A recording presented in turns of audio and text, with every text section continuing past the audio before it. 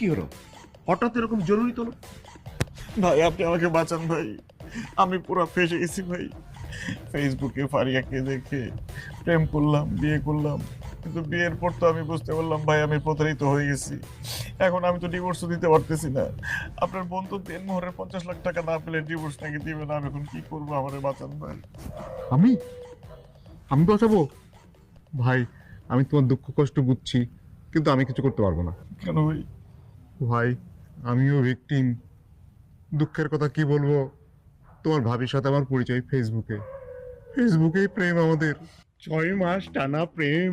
ওরে বাবারে, কি মধুর মধুর সুন্দর সুন্দর কথা, 6 মাস। জান মধু এসব ছাড়া এসএমএসই পাঠাই না।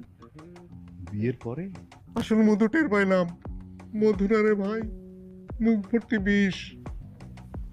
এখন দিনে যে কয়বার ভাত খায় তার থেকে বেশি ঝাড়ি খায়।